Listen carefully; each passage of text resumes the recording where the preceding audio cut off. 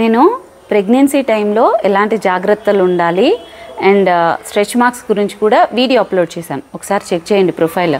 And ఇప్పుడు వచ్చేసి ఒక అపోహ ఉంది మనకి, ఏంటి అంటే ఒక్కసారి డెలివరీ అయ్యాక ఆ పొట్ట పోదు, పొట్ట తగ్గదు, ఇది ఒక అపోహ. అండ్ ఇంకొకటి సి-సెక్షన్ సిజేరియన్ అయిన తర్వాత కూడా కష్టమే, పొట్ట తగ్గదు, ఇది ఒక అపోహ. నాకు 2 సి-సెక్షన్సే, నన్ను అడిగారు కూడా మీది నార్మలా సి-సెక్షన్ అని.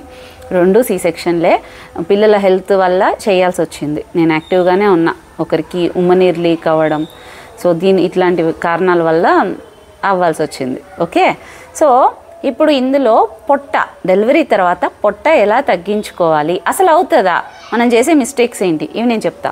ఒక అపోహ ఏముంటుందంటే, నేను డెలివరీ తర్వాత బెల్ట్ వేసుకోలే కాబట్టి నాకు పొట్ట పోవట్లే, నేను డెలివరీ తర్వాత నీళ్ళు ఎక్కువ తాగేసా అందుకని నాకు పొట్ట పోవట్లే, ఇలాంటి మాటలన్నీ మాట్లాడుతుంటారు. ఇవన్నీ అపోహ. డెలివరీ తర్వాత ఏమేమి చేయాలో నేను చెప్తా. ఒకటి, ఫస్ట్ మిస్టేక్ ఏంటి అంటే, ప్రతి ఒక్కరు నా దగ్గర చాలామంది వెయిట్ లాస్ ట్రైనింగ్కి జాయిన్ అవుతుంటారు, కౌన్సిలింగ్స్ ఇట్లాంటివన్నీ కూడా అవుతుంటాయి కదా. చేసే ఫస్ట్ మిస్టేక్ ఏంటి తెలుసా, కన్సిస్టెన్సీ లేకపోవడం. టైంకి తినడం కానీ, లేకుంటే టైంకి ఎక్సర్సైజ్ కానీ, ఇలాంటివి కొంతమంది స్టార్ట్ చేస్తారు, స్టార్ట్ చేసి ఆపేస్తారు, లేకుంటే సగం సగం చేస్తుంటారు. అన్ని కంప్లైంట్లు చెప్పిన తర్వాత నాకు నవ్వు వస్తుంటుంది. కరెక్టే, మీరు చాలా కంప్లైంట్స్ ఇచ్చారు మీ శరీరం మీద, నేను ఒప్పుకుంటా, కానీ మరి మీరెంత మాత్రం చేశారు చెప్పండి. కరెక్ట్, సగం సగం చేయడము, పొద్దున్న నుంచి అంతా కరెక్ట్గా ఉండి రాత్రిపూట తినేయడము, ఇలాంటివన్నీ. సో అలా కాకుండా కన్సిస్టెన్సీ మెయింటైన్ చేయడం ఇంపార్టెంట్. రెండో విషయం, నీళ్ళు సరిగ్గా ఇవ్వరు డెలివరీ తర్వాత, అది చాలా పెద్ద తప్పు. డెలివరీ తర్వాత నీళ్లు చక్కగా ఇస్తేనే యూరినరీ ట్రాక్ ఇన్ఫెక్షన్స్ లాంటివి కానీ, ఈవెన్ డీహైడ్రేట్, పాలు ఇస్తుంటారు కదా, డీహైడ్రేట్ అవ్వడం కానీ, ఇలాంటి సమస్యలు కూడా లేకుండా ఉంటాయమ్మా. నీళ్ళు ఎక్కువ తాగితే పొట్ట ఏదో పెరిగిపోతుంది అనేది, అది కూడా ఒక అపోహ. అండ్ మూడోది వచ్చేసి, ప్రెగ్నెన్సీ టైంలో తల్లి మీద బాగా కేరింగ్ చూపిస్తారు, డెలివరీ తర్వాత కూడా బాగా కేరింగ్ చూపిస్తారు, కానీ పాలు వన్స్ అవ్వగానే ఇంకా ఆ మదర్ తోటి ఏదో పాలు ఇవ్వగానే దూడకి ఇచ్చేసిన తర్వాత ఇంకా ఆవుతో సంబంధం లేనట్టు ఇంకా దెబ్బ పొడుస్తుంటారు ఒక్కొక్కళ్ళు, నువ్వు అట్లా పెరిగినావు ఇట్లా పెరిగినావు. ఆఖరికి ఆ ఫుడ్ పెట్టి మేపిన వాళ్ళు, పాలు కోసం అని చెప్పి మేపిన వాళ్ళు కూడా మనల్ని ఏదో ఒకటి అంటుంటారు. సో ఈ టైంలో ఏమవుతుందంటే, ఒక రకంగా మానసికంగా బాధ అనిపిస్తుంది ఒక్కొక్కళ్ళు అనినప్పుడు. మన వాళ్ళే కూడా ఏదన్నా మాట టక్కన అనేసినా కూడా బాధ అనిపిస్తుంది. సొసైటీ కూడా ఎట్లుందంటే, వాళ్ళు ఒక బిడ్డను కానుంటారు, అయినా కూడా అంటారు, ఎంత పెరిగావా, మా అమ్మాయి ఇంట్లో పెరగలేదు, మా బిడ్డ ఇట్లా పెరగలేదు, మా పలానోళ్ళు ఇట్లా పెరగలేదు, బాధ వేస్తుంది. ఇది సొసైటీ కూడా అర్థం చేసుకోవాల్సిన విషయం. అసలు మీరు ఫస్ట్ ఆఫ్ ఆల్ మనం వాళ్ళని పట్టించుకోవాల్సిన అవసరం కూడా లేదు. వాళ్ళు ఏమో మనం బాగుంటే ఏమి సంతోషంగా ఉండేవాళ్ళు కాదు, మనం బాగాలేదంటే అయ్యో అని ఏదో వచ్చి ఓదార్చి వచ్చి చేసేటోళ్ళు కాదు. సో వాళ్ళని పట్టించుకోకండి. అండ్ ఇంకొకటి తెలుసా, ఒక రకమైన డిప్రెషన్ వచ్చేస్తుంది. ఇది కూడా చాలామందికి బయట నుంచి చూసే వాళ్ళకి అనిపిస్తుంది, దీనికి అంత ఇంపార్టెన్స్ ఇవ్వాలా అమ్మా. మీకు అది నార్మల్ అవ్వచ్చు, కానీ అందరూ ఒకే రకంగా సైకలాజికల్గా ఉండలేరు. ఎలా అనిపిస్తుంది అంటే, అప్పటిదాకా ఎంజాయ్ చేస్తూ ఇట్లుండి వెంటనే పెళ్ళైన వెంటనే కన్సీవ్ అయిపోయిన వాళ్ళు ముఖ్యంగా, అప్పటిదాకా చాలామంది అనుకుంటారు డెలివరీ తర్వాత అంటే ఒక పెళ్ళి అయిన తర్వాత నేను కేర్ తీసుకుంటా అది ఇది అని. మనం పెళ్ళికి ముందే మన శరీరం మనం మోసుకోవడానికి బరువు. డెలివరీ తర్వాత ఒక బిడ్డ వచ్చిన తర్వాత, ఒక బాధ్యత వచ్చిన తర్వాత ఏడమ్మా అవుతుంది. అప్పుడు ఇంకా మళ్ళీ ఆ ఒక్క బిడ్డకే టైం లేదనుకుంటే మళ్ళీ ఇంకో బిడ్డ కూడా వస్తుంది. అప్పుడు మళ్ళీ ఇంకెక్కడి నుంచి టైం వస్తుంది. సో ఇక్కడ ఏమవుతుంది అంటే, ఒక్కసారిగా బాడీలో చేంజెస్ రావడం వల్ల డ్రెస్సులు ఏం పడుతుండో, స్కిన్ పాడవుతుంటుంది, హెయిర్ రాలిపోతుంటుంది, వెయిట్ గెయిన్ అయిపోతుంటుంది, ఏ బట్టలు పట్టవు, పొట్ట ముందుకు తన్నుకొని వస్తుంటుంది. అప్పటిదాకా చాలా మందికి తెలుసా, శరీర తీరే మారిపోతుంది డెలివరీ తర్వాత. కొత్త హెల్త్ సమస్యలన్నీ కూడా స్టార్ట్ అవుతుంటాయి. ఎవరికి చెప్పుకోవాలో అర్థం కాదు, ఎవరికి చెప్పినా కొంతమంది కామన్ అంటారు, కొంతమంది తగ్గు అంటారు, ఇట్లనే అంటుంటారు తప్ప విషయం ఏంటి అని చెప్పారు. సో ఇట్లాంటి టైంలో ఏమవుతుందంటే, ఒక రకమైన డిప్రెషన్లోకి వెళ్ళిపోతారు అర్థంలో చూసుకున్న ప్రతిసారి. అండ్ ఇంకొకటి, అట్లు పోతున్నా, బాత్రూమ్కి పోతున్నా, తినడానికి పోతున్నా, బిడ్డ ఏడుస్తుంది. అవతరాలు చూసేటోళ్ళు ఏమంటారు, బిడ్డ కంటే ఎక్కువ అని అంటారు. కరెక్టే, ఒప్పుకుంటాను, బిడ్డ కంటే ఏది ఎక్కువ కాదు. కానీ ఒక సడన్ చేంజ్ని ఒక్కొక్కసారి యాక్సెప్ట్ చేయలేరు, వాళ్ళ వల్ల కాదు. తినడానికి, స్నానం చేయడానికి కూడా టైం లేదు అన్నప్పుడు ఒక రకమైన బాధ వచ్చేస్తుంది తెలుసా. నేను కూర్చొని ఏడ్చేసేదాన్ని, ఇంకో దానికి ఎక్కువ ఏడ్చేదాన్ని. 5వ నెల తర్వాత పారాడతారు కదా వీళ్ళు, పాకేటప్పుడు శిశి ముఖ్యంగా హైపర్ యాక్టివ్ ఉండేది. శిశిని మొత్తం నేను చూసుకునేది కదా, ఎవరు లేరు హెల్పింగ్ కూడా. ఇట్లా కళ్ళు నాకు రాత్రికి నొప్పులు వచ్చేసేది. ఇలాగే చూస్తూ ఉండాలి, ఎక్కడికి వెళ్ళిపోతుందో ఏం చేసుకుంటుందో తెలియక. ఇది ఈ ప్రొటెక్షన్కి ఎక్కువ రాత్రి పగ్గల నుంచి రాత్రి దాకా ఇలాగే చూసి అండ్ రాత్రి తను నిద్రపోదు, తను పెట్టుకొని అలాగే చూసుకుంటా, నిద్ర సరిగ్గా ఉండక, తిండి సరిగ్గా ఉండక, స్నానం కూడా చేయం చాలామంది, అవునా కదా? స్నానాలు కూడా ఉండవు, 2 రోజులకి 3 రోజులకి ఒకసారి స్నానాలు. ఎందుకంటే బాత్రూమ్ పోతే ఏడుస్తుంది, టాయిలెట్ పోతేనే ఏడుస్తుంది, ఇట్లుంటారు. సో ప్రాబ్లం అనేది ఆ టైంలో ఫేస్ చేస్తూనే ఉంటాం. ఒక రకమైన డిప్రెషన్ ఉంటుంది మిగిలిన చుట్టుపక్కల వాళ్ళ మాటలకు కూడా. ఇది కూడా ఒక రకమైన బాధే. దీనివల్ల ఎమోషనల్ ఈటింగ్ ఎక్కువ అవుతుంది. పెయిన్లో ఎప్పో ఏదైతే అదైందని ఇంకా ఎక్కువ తినేయడం ఉంటుంది కొంతమంది. అండ్ పాలు ఇవ్వడం వల్ల కూడా కొంతమంది క్రేవింగ్స్ అనేవి ఎక్కువ ఉంటాయి. సో దానివల్ల కూడా వెయిట్ గెయిన్ అనేది ఎక్కువ ఉంటుంది. ఇంకొంతమంది ఏం చేస్తారంటే తిండి పెట్టాలి, పాలు రావు బిడ్డకని అన్నమే ఎక్కువ పెడుతుంటారు.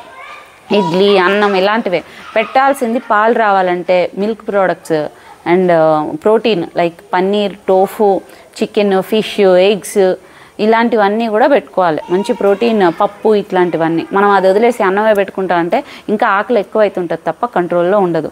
వన్స్ పాలిచ్చేయడం ఆపేసిన తర్వాత క్రేవింగ్స్ మాత్రం అట్లే ఉంటాయి, ఇంకా ఎక్కువ తింటుంటాము, ఇంకా వెయిట్ గెయిన్ అనేది ఎక్కువ ఉంటుంది డెలివరీ తర్వాత. ముఖ్యంగా పాలు ద్వారా క్యాలరీ బర్న్ అవ్వదు, మనమేమో ఫుడ్ కంట్రోల్ చేస్తూ ఉండలేము, అంతా కూడా ఇంకా ఎక్కువ వెయిట్ గెయిన్ అవుతుంది. అండ్ ఇక్కడ నేను ముందు చెప్పినట్లే ఇంకో పాయింట్ ఏంటి అంటే, ఒక దగ్గరే పొట్టను ఒక దగ్గర కొవ్వు తీసేయడానికి ఎలాంటి ఎక్సర్సైజులు ఇట్లాంటివి ఏం లేవు. కొంతమంది అడుగుతారు ఫ్యాట్ లాస్కి ఎక్సర్సైజ్ చేయండి, నా పొట్ట తగ్గాలి ఎక్సర్సైజ్ చేయండి, ఇట్లాంటివి ఏం ఎక్సర్సైజులు ఏమి ఉండవమ్మా. మీరు ఎప్పుడైతే నేను ముందు కూడా చెప్పా, ఒక స్విమ్మింగ్ పూల్ నుంచి ఒక దగ్గరే బకెట్లో నీళ్ళు తీసి అక్కడ వరకు ఎలా హోల్ పెట్టలేము మాన్యువల్గా, అలాగే ఒక్క దగ్గర నుంచి ఫ్యాట్ తీయడం అనేది ఉండదు, స్పాట్ రిడక్షన్ అనేది ఉండదు. ఓవరాల్ బాడీ ఫ్యాట్ పర్సెంటేజ్ తగ్గాల్సిందే. అది వాళ్ళ శరీర తీరుని బట్టి ఎక్కడ త్వరగా తగ్గుతుంది, ఇంచ్ లాస్ అవుతుందని వాళ్ళ శరీర తీరు అంతే. సో మనం 70% ఫుడ్ ద్వారా కంట్రోల్ చేసుకుని మనం క్యాలరీ బర్న్ చేసుకుంటూ ఉంటే, ఫ్యాట్ బర్న్ అవుతూ ఉంటే, దాన్ని టోన్ చేసుకోవడానికి ఎక్సర్సైజ్ అనేది, స్ట్రెంగ్త్ ఇంప్రూవ్ చేసుకోవడానికి ఎక్సర్సైజ్ అనేది హెల్ప్ అవుతుంది. So 20% exercise. ఫస్ట్ ఫుడ్ తర్వాతనే ఎక్సర్సైజ్. నేను ఫుడ్ లేకుండా ఎక్సర్సైజ్ చేస్తుంటే మీకు స్ట్రెంగ్త్ ఇంప్రూవ్ అవుతుంటుంది తప్ప, ఎంతో కొంత ఇంచ్ లాస్ కనిపిస్తుంటుంది తప్ప పెద్ద వెయిట్ లాస్లో పెద్ద తేడా అయితే కనిపించదు. ఫస్ట్ ఫుడ్ కంట్రోల్ అనేది ఇంపార్టెంట్. అండ్ వీళ్ళు ఏం చేయాలంటే ముఖ్యంగా మీరు ఫస్ట్ నుంచి కూడా ఫుడ్లో ప్రోటీన్ ఎక్కువ యాడ్ చేసుకోండి. ఫైబర్, కాన్స్టిపేషన్ ఎక్కువ ప్రాబ్లం ఉంటుంది డెలివరీ తర్వాత. ముఖ్యంగా చాలామంది పైల్స్ ఇలాంటివి కూడా సమస్యలు ఉంటాయి.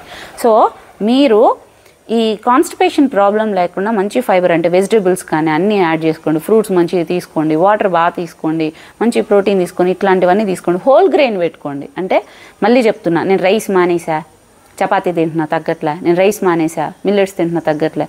రైస్, మిల్లెట్స్, క్వినోవా, ఈ ఓట్స్ ఇట్లాంటివన్నీ కూడా ఒకటే జాతే, కార్బోహైడ్రేట్సే.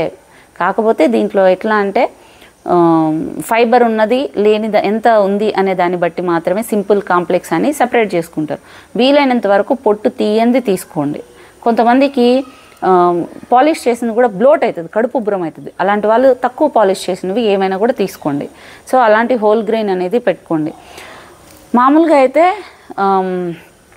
8 తర్వాత 7 తర్వాత తక్కువ తినండి, ఇలా అసలు తినకండి అని చెప్తుంటారు. నన్ను అడిగితే అకార్డింగ్ టు ఆయుర్వేద 2 వరకు, 10 to 2 అనేది హై డైజెషన్ ఫైర్ ఉన్న టైము. సో 2 వరకు మంచి ఫుడ్ తీసుకోండి. 2 తర్వాత తక్కువగా పెట్టుకోండి. రైస్ లాంటివి తగ్గించండి, కార్బోహైడ్రేట్స్ తగ్గించండి. మంచిగా ప్రోటీన్, ఫైబర్ అనేవి తక్కువగా ఎక్కువసార్లు తీసుకోండి. ముఖ్యంగా పాలిచ్చే తల్లులు రాత్రులు కూడా ఆకలేస్తూ ఉంటుంది. సో తక్కువగా తీసుకోండి, ఎక్కువ వద్దు. అండ్ ఫ్రూట్స్ కూడా అతిగా తినేసి నేను తగ్గట్లేదంటే ఫ్రూట్స్ కూడా లిమిటెడ్, ఈక్వల్ టు షుగర్స్, అవి కూడా పెద్ద తేడా ఏం లేదు. సో వాటిలో కూడా క్యాలరీ చూసుకోండి. ఇంకా ఫ్రూట్స్లోకి వస్తే సీజనల్ తీసుకోండి. ఇప్పుడు జామ పండు కానీ, లేదు ఇంకా సమ్మర్ వస్తుంది, వాటర్ మిలన్, మస్క్ మిలన్, ఇట్లాంటివన్నీ కూడా వాటర్ కంటెంట్ ఉన్న ఫ్రూట్స్, సీజనల్ అంటే ఆ సీజన్లో వచ్చే ఫ్రూట్స్, ఇట్లాంటి వాటికి ఇంపార్టెన్స్ అనేది ఇవ్వండి. అండ్ ఎక్సర్సైజ్, ఖచ్చితంగా మీరు ఎక్సర్సైజ్ చేసే తీరాలి. ఎందుకు చెప్తున్నానంటే ఇది వెయిట్ లాస్ కోసమో ఇంకో దానికో కాదు. ఒక బెలూన్ మంచిగా ఉంటుంది, అది ఒక్కసారిగా ఉబ్బుతుంది, గాలి తీసేస్తారు, ఎలా అయిపోతుంది? దాని ఎలాస్టిసిటీ అంతా పోతుందా? వన్స్ అలా కూడా మన స్కిన్కి కూడా సంకోచం, వ్యాకోచం ఇట్లా అంటే సాగే గుణం అనేది ఒకటి ఉంటుంది. ఎప్పుడైతే ఒక్కసారిగా పెరిగి ఇట్లా ఒక్కసారిగా వస్తుందో ఆటోమేటిక్గా స్కిన్ అంతా ముడతలు పడిపోవడం, స్ట్రెంగ్త్ లేనట్లు ఉన్నట్లు ఉంటుంది. సో మీరు ఒక్కసారిగా పెరిగి పొట్ట పెరిగి తగ్గింది. మీరు ఇప్పుడు తగ్గే క్రమంలో కూడా ఎట్లా అంటే ఆ మజిల్ స్ట్రెంగ్త్ ఇంప్రూవ్ చేసుకుంటూ చిన్న చిన్న కోర్ వర్కౌట్స్ అంటే పొట్టకు సంబంధించిన ఎక్సర్సైజ్ యూట్యూబ్లో కొడితే మీకు అవే వస్తాయి కోర్ వర్కౌట్స్ అని. అట్లీస్ట్ వారంలో ఒక 3 రోజులైనా ఒక 20 నుంచి 25 నిమిషాలు యాడ్ చేసుకొని దాంతోపాటు కార్డియో అంటే మన స్కిప్పింగ్, మళ్ళీ స్కిప్పింగ్ అంటే కొంతమందికి పడదంటారు, సరే చిన్నగా థ్రెడ్మిల్ లాంటివో కార్డియో టైప్ అయిన మనకి హోమ్ వర్కౌట్స్లోనే కార్డియో అని కొట్టండి చాలా అవే వస్తాయి. మళ్ళీ ఇవి మాకు అది అర్థం కావట్లేదు ఇది అర్థం కావట్లేదు అంటారు. ఒక 20 నిమిషాలు కార్డియో అట్లా పెట్టుకోండి. 14 వారాలు ఒక 16 వారాల తర్వాత ఒక 20-25 నిమిషాలు కార్డియో పెట్టుకొని చిన్న చిన్నవి పుషప్స్ లాంటివి అంటే వాల్ పుషప్స్ లాంటివి ఈవెన్ కోర్ వర్కౌట్స్ ఇట్లాంటివి ఒక 20 నిమిషాలు యాడ్ చేసుకోండి. 20 నిమిషాలు కార్డియో యాడ్ చేసుకోండి. ఇట్లా రోజు ఎక్సర్సైజ్ వారంలో 6 రోజులైతే ఎక్సర్సైజ్ అనేది పెట్టుకోండి. సో ఫుడ్ కంట్రోల్, వాటర్ బాగా తీసుకోవడం, మంచి ఫైబర్ అనేది ప్రోటీన్ అనేది ఫుడ్లో ఇంక్లూడ్ చేసుకోవడం, 16 వారాల తర్వాత 16 వారాలకు ముందు కూడా బిడ్డని ఎత్తుకొని రోజు గంట అట్లా ఎండకి నడవండి. 16 వారాల తర్వాత నుంచి ఎక్సర్సైజ్ స్టార్ట్ చేయండి. 20 నిమిషాలు కార్డియో అండ్ 15 నుంచి 20 నిమిషాలు స్ట్రెంగ్త్ ట్రైనింగ్కి చిన్న చిన్న స్క్వాట్స్ కానీ లేదు అంటే పుషప్స్ వాల్ పుషప్స్ లాంటివి కానీ కోర్ వర్కౌట్స్ అని అంటే పొట్టకి వర్కౌట్స్ అని కోర్ వర్కౌట్స్ అని కొట్టండి అబ్బా మీకే వస్తాయి. నేను రోజు కోర్ వర్కౌట్సే చేస్తున్నా అంటే పొట్టకే చేస్తున్నా తగ్గట్లేదంటే అలాగా కాదు. రోజు ఒకే మజిల్కి చేయకండి. డిఫరెంట్ వర్కౌట్స్ సెలెక్ట్ చేసుకోండి. డిఫరెంట్ మజిల్ గ్రూప్ వర్కౌట్స్ వారంలో 6 రోజులు ఎక్సర్సైజ్ చేయండి. ఒకరోజు రికవరీ ఇవ్వండి. కొంతమంది ఛాందసవాదులు చెప్తుంటారు మీరు ఇంట్లో పనులు చేస్తే చాలు అవసరం లేదని. వాళ్ళకు ఒక మాట చెప్పండి, ఒకప్పుడు ఇంట్లో పనులు చేస్తే చాలు, ఎందుకంటే మంచిగా నీరు చేదేది కవ్వం చిలికేది బిందులు మోసుకొచ్చేది ఇట్లుంది. ఇప్పుడు మేము తినే తిండికి మేము పెరిగిన వాతావరణంకి మా శరీరాలకి అంత లేదు. మీ అప్పుడు కూడా ఒకప్పుడు మంచిగా బయటికి పోయేసి కష్టం చేసేటోళ్ళు ఎండలో, మీరు కూడా పోయేసిరండి ఆఫీసులకు పోకుండా అని చెప్పండి. మా తప్పులేదు నేను ఇట్లా అంటున్నందుకు. ఎందుకంటే కొంతమంది ఒక మాట అనేస్తారు బట్ వీళ్ళకి పెయిన్ అనుభవించేది వీళ్ళే. నేను 24 గంటలు నేను ఇదే కేసుల్లోనే ఉంటా కాబట్టి నాకు అలవాటైపోయింది చూసి వాళ్ళ బాధలు నొప్పులు పెయిన్స్ సైకలాజికల్గా ఎట్లుంటారు ఫిజికల్గా ఎట్లుంటారని. సో మీరు కొన్ని ఇట్లా రివర్స్లో మాట్లాడాలి, తప్పదు. అట్లా కనుక నిన్న ఎవరైనా ఇంట్లో పనులు చేసుకో చాలు ఇట్లాంటివి ఏమన్నా అన్నారనుకో, ఇంట్లో పనులు చేసుకోవడానికే నా స్ట్రెంగ్త్ ఇంప్రూవ్ చేసుకుంటున్నా అని చెప్పండి. అండ్ ఇంకొంతమంది అంటారు నాకు ఒకప్పుడు బాగానే ఉంది ఇప్పుడు పొట్ట పెరుగుతూ ఉంది, సెకండ్ డెలివరీ తర్వాత పెరుగుతూ ఉంది అంటే ఏజ్తో పాటు మనకి మజిల్ లాస్ కూడా ఎక్కువ ఉంటుంది. మీరు నెగ్లెక్ట్ చేసి మంచి ఏజ్లో ఉన్నప్పుడు సరిగ్గా తినకుండా ఎక్సర్సైజ్ కూడా ఏం లేకుండా బాడీ యాక్టివ్ లేకుండా అలా కూర్చొని శరీరాన్ని కదల్చకుండా ఇలా కనుక ఉన్నారు అంటే ఒక ఏజ్ తర్వాత కష్టపడాల్సి వస్తుంది. అండ్ ఇంకొకటి నేను ఎక్సర్సైజ్ చేసేసిన నేను అలా కూర్చొని ఉంటా అంటే అది కూడా కుదరదు. రోజు మొత్తం కూడా యాక్టివ్గా ఉండాలమ్మా. ఎవరైతే చక్కగా యాక్టివ్గా ఉంటారో వాళ్ళకే ఫ్యాట్ లాస్ ప్రాసెస్ అనేది చక్కగా ఉంటుంది. ఓకే, స్లీప్ అనేది చాలా ఇంపార్టెంట్, రికవరీ అనేది చాలా ఇంపార్టెంట్ బాడీకి డైట్ వర్కౌట్తో పాటు. అది స్లీప్లోనే ఎక్కువ జరుగుతుంది, డీప్ స్లీప్లో. ముఖ్యంగా రాత్రి 10 గంటల నుంచి తెల్లవారుజామున 2 వరకు ఆ స్లీప్ చాలా ఇంపార్టెంట్. బాడీ డీటాక్స్కి కానీ లివర్ డీటాక్స్ చేసుకోవడానికి కానీ రికవరీకి కానీ తల్లికి ఏమవుతుందంటే ఆ టైంకి నిద్ర ఉండదు. సో సగం నిద్ర డిస్టర్బెన్సెస్ వల్లనే వెయిట్ గెయిన్ ఇష్యూస్ కానీ సైకలాజికల్ ఇష్యూస్ కానీ ఇట్లాంటివి అన్నీ ఉంటాయి. మా మెల్లగా బిడ్డ సెటరైట్ అయ్యే కొద్దీ మీకు ఒక టైం దొరుకుతుంది, మీరు చక్కగా మీ మీద మీరు వర్క్ చేసుకొని తగ్గచ్చు. భయం ఏం లేదు, పొట్ట తగ్గదు ఇట్లాంటివి ఏమి ఎవరేం చెప్పినా అపోహలు పెట్టుకోకండి.